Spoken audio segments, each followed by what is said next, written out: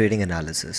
Investment और trading के लिए लोग दो तरह के एनालिसिस करते हैं। एक को फंडामेंटल एनालिसिस बोलते हैं और दूसरे को टेक्निकल एनालिसिस। फंडामेंटल एनालिसिस में लोग बिजनेस की हेल्थ को कंसिडर करते हुए अपना ट्रेडिंग डिसीजन लेते हैं, और टेक्निकल एनालिसिस में लोग पास्ट का मार्केट डेटा, जिसमें कि प्राइस और वॉल्यूम को देखते हुए फ्यूचर में उस सिक्योरिटी का प्राइस क्या हो सकता है उसका एनालिसिस करते हैं। फंडामेंटल एनालिसिस में जो कंपनी या इकोनॉमी की हेल्थ अभी या लॉन्ग टर्म में हो सकती है उसको अंडरस्टैंड करते हुए लोग अपना ट्रेडिंग डिसीजन या इन्वेस्टिंग डिसीजन लेते हैं। फाइनेंशियल फोरकास्टिंग के लिए लोग हिस्टोरिकल और प्रेजेंट डेटा का एनालिसिस करते हैं, जिनके अलग अलग ऑब्जेक्टिव्स हो सकते हैं, जैसे कि कंपनी का स्टॉक एवैल्यूएशन, उनका प्राइस एवोल्यूशन को प्रिडिक्ट करने के लिए, बिजनेस परफॉर्मेंस का प्रोजेक्शन करने के लिए, कंपनी की मैनेजमेंट का इवैल्यूएशन, या फिर शेयर्स की इंट्रिंसिक वैल्यू समझने के लिए। फंडामेंटल एनालिसिस दो तरीक़ों से करा जा सकता है। एक को टॉप डाउन अप्रोच बोलते हैं, दूसरे को बॉटम अप्रोच बोलते हैं। टॉप डाउन अप्रोच में ट्रेडर्स और इन्वेस्टर्स ग्लोबल इकोनॉमी को समझने की कोशिश करते हैं। इसको समझने के लिए वो GDP, inflation rate, interest rate जैसे काफ़ी इंडिकेटर्स का इस्तेमाल कर सकते हैं। ग्लोबल इकोनॉमिक्स समझने के बाद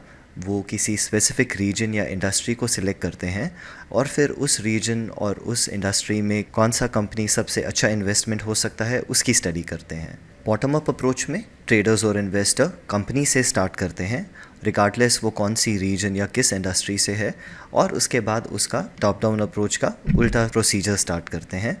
फंडामेंटल एनालिसिस का एंड गोल स्ट्रॉन्ग और वीक कंपनीज आइडेंटिफाई करना होता है। ब्रॉडली अगर कोई कंपनी फंडामेंटली स्ट्रॉन्ग है तो ट्रेडर्स और इन्वेस्टर्स उसको ख़रीदना चाहेंगे, और अगर कोई कंपनी फंडामेंटली वीक है उसको बेचना। टेक्निकल एनालिस्ट चार्ट पे प्राइस और वॉल्यूम की मदद से अपना ट्रेडिंग डिसीजन लेते हैं।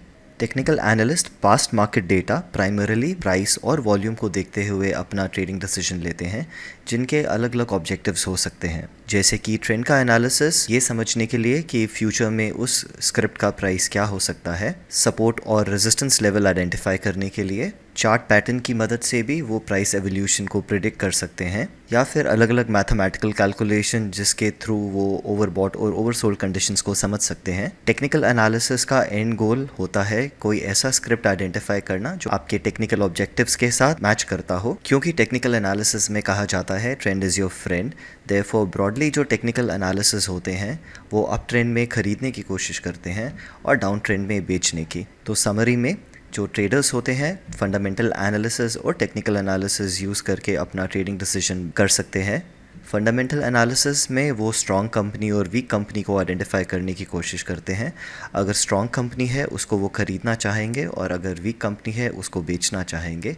और टेक्निकल एनालिसिस में बिकॉज कहा जाता है trend is your friend, up trend में वो ख़रीदना चाहेंगे और डाउन ट्रेंड में ट्रेडर्स एंड इन्वेस्टर्स बेचना चाहेंगे।